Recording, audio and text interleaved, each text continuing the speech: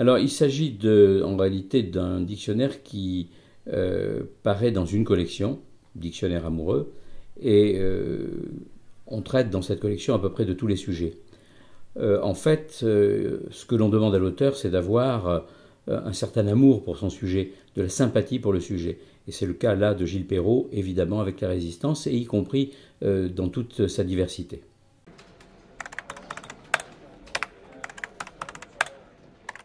Oui, c'est un dictionnaire de A à Z, bien sûr, et par exemple, la première entrée parle du premier fusillé français en 1940, qui est un homme inconnu. Il a été arrêté parce qu'il sabotait des câbles au moment de l'offensive.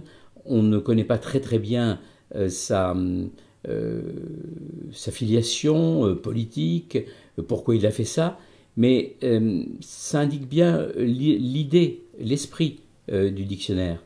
Ce dictionnaire ne prétend pas répondre, comme s'il s'agissait d'un dictionnaire encyclopédique, à toutes les questions sur la résistance, mais il entre parfois par des portes qui ouvrent sur des sujets qui ne sont pas totalement connus.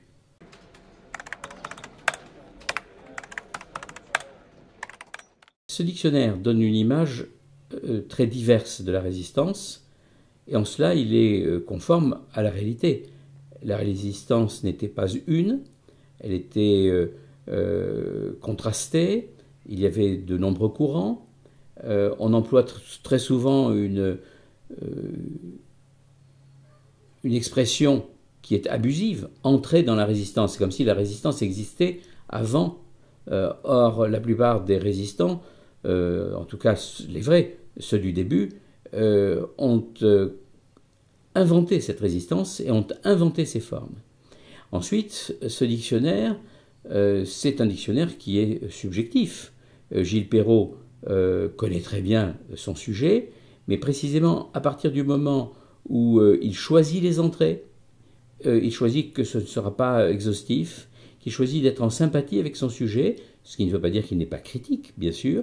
Eh bien, Gilles Perrault nous offre une approche très sensible de la résistance, et c'est le but de ce genre de dictionnaire. En l'occurrence, c'est très réussi.